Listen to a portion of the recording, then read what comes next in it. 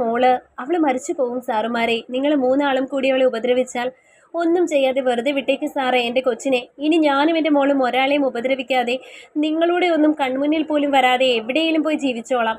ഞങ്ങളെ വെറുതെ വിടണേ സാറേ. ഇനി ഒരു തെറ്റും ഞങ്ങൾ ചെയ്യില്ല. ഗോവിന്ദന്റെ കാലിൽ ഇരു കൈയും ചുറ്റിപ്പിടിച്ച് കരഞ്ഞു കേഴുന്നതിനിടയിൽ മെറീനയുടെ ദയനീയമായ നോട്ടം അകത്തെ മുറിയിൽ ബോധമറിഞ്ഞു കിടക്കുന്ന തന്റെ മകൾ നേഹയിലും അവൾക്കടുത്ത് അവളെ കണ്ണു ചിമ്മാതെ നോക്കി നിൽക്കുന്ന രണ്ട് പുരുഷന്മാരിലും കൂടിയാണ്. നിങ്ങളിങ്ങനെ കരഞ്ഞു വിളിച്ച് എൻ്റെയോ ആ നിൽക്കുന്ന അവന്മാരുടെ ഒന്നും കാല് പിടിച്ചിട്ട് ഒരു കാര്യവുമില്ല. ഞങ്ങൾ ഇന്നിവിടെ വന്നത് എന്തിനാണോ അത് നടപ്പിലാക്കിയിട്ട് ഇവിടുന്ന് ഒരു മടക്കം ഞങ്ങൾക്കുള്ളൂ. അത് ഉറപ്പിച്ച് തീരുമാനിച്ച് തന്നെയാണ് നിന്റെ ഈ വലിയ കൊട്ടാരത്തിനുള്ളിലേക്ക് ഞങ്ങൾ വന്നതും. ഡോക്ടർ മെറീന പല്ലുകൾ കടിച്ചമർത്തി ദേഷ്യം മടക്കി ഗോവിന്ദ് പറഞ്ഞു നിർത്തിയതും അകത്ത് നേഹയ്ക്കരികിൽ നിന്നവരിൽ ഒരാൾ തൻ്റെ ശരീരത്തിൽ നിന്നും ഷർട്ടൊന്ന് വേഗത്തിൽ അഴിച്ചു മാറ്റി തുടങ്ങി. ആ കാഴ്ചയിൽ ഡോക്ടർ മെറീനയുടെ ശരീരം നന്നായി ഒന്ന് ഞെട്ടിയതും കറണ്ട് അടിച്ചതുപോലെ അവരുടെ ശരീരം ഒന്ന് വിറച്ചതും അവർ തൻ്റെ കാലിൽ പിടിച്ച കൈകളിലൂടെ അറിഞ്ഞു. ഗോവിന്ദെങ്കിലും അവൻ്റെ മുഖത്ത് അവരോട് യാതൊരു ദയയും പ്രകടമായില്ല. നീയാണോ ഷെഫീക്കെ ആദ്യം? അവളെ കണ്ടതോടെ നിനക്ക് മുഴുവൻ നിയന്ത്രണവും നിനക്ക് നഷ്ടമായതുപോലെയാണല്ലോ നിന്റെ മുഖവും പ്രവൃത്തിയും. ഇത്രയ്ക്ക് വാക്കറന്ന് വേണോടാ? ഷെഫീഖിനെ കളിയാക്കി ഗോവിന്ദന്റെ ശബ്ദം ഉയർന്നെങ്കിലും അതിലൊന്നും പോലും തനിക്ക് ഏൽക്കില്ലെന്ന പോലെ ആ ബെഡിനരികിലേക്ക് ചെന്നു നിന്ന ഷെഫീഖ് അലസം തൻ്റെ മിഴികൾ ഉയർത്തി ബോധമറിഞ്ഞ് ബെഡിൽ കിടക്കുന്നവളെ ഒന്ന് ഒഴിഞ്ഞു നോക്കി. ആദ്യം ഗോവിന്ദേ, അപ്പോൾ ഞാൻ തന്നെയാണ് ഇവളുടെ ആദ്യത്തെ ആള്.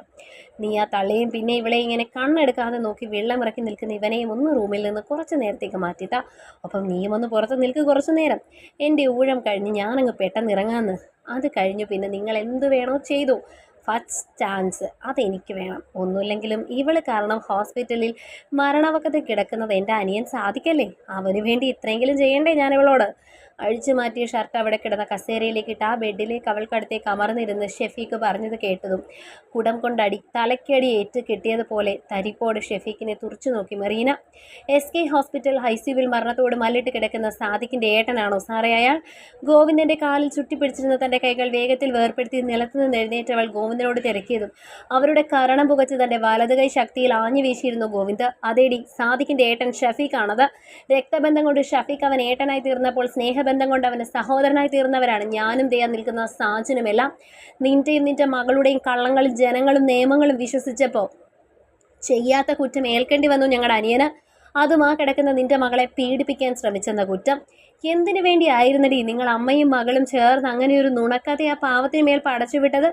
ദേഷ്യമിരച്ച് കയറി മുരളും വിധം ഗോവിന്ദ് ചോദിച്ച ചോദ്യത്തിന് ഉത്തരം പറയാനാകാതെ അവനെയും തൻ്റെ മകൾക്കരികിൽ നിൽക്കുന്നവനെയും പകപ്പോടെ നോക്കി ഡോക്ടർ മെറീന.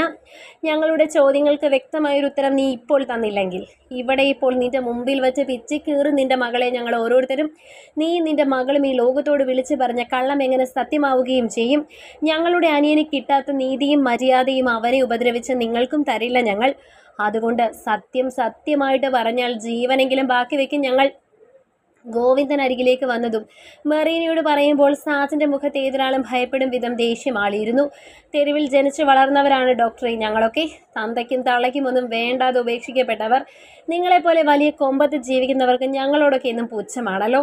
അതുകൊണ്ട് തന്നെയാണ് ഞങ്ങളിൽ ഒരുവനാണെന്ന് പുറം ലോകം അറിയാത്ത വിധം ഞങ്ങൾ ഞങ്ങളുടെ അനിയനെ വളർത്തിയതും പഠിപ്പിച്ചതും. പാവമാണവൻ, ഒരാൾക്കും ഒരു ദ്രോഹവും ചെയ്യാത്തവൻ. അവനെ എന്തിനാടി നീ നിന്റെ മകളും കൂടി കേസിൽപ്പെടുത്തിയത്? നിങ്ങൾ നൽകിയ പെണ്ണുപിടിയൻ പട്ടം കാരണം അവൻ മരണത്തെ സ്വീകരിക്കാൻ നോക്കി കോളേജ് ഹോസ്റ്റലിന് മുകളിൽ നിന്ന് ചാടി ഇന്നത്തെ അവസ്ഥയിലെത്തിയത്. എന്തിനു വേണ്ടിയാണ് നിങ്ങൾ ഞങ്ങളുടെ അനിയനെ തെറ്റുകാരനാക്കിയത്? സാജൻ ശബ്ദം ഉയർത്തിയതും നേഹയ്ക്കരികിലിരുന്ന ഷെഫീഖിൻ്റെ കൈകൾ നേഹയുടെ വസ്ത്രങ്ങളിൽ അമർന്നു. അവയെ അവളിൽ നിന്ന് വേർപ്പെടുത്താൻ വേണ്ടി തന്നെ. വേണ്ട, ഒന്നും ചെയ്യരുത്, ഞാൻ പറയാം.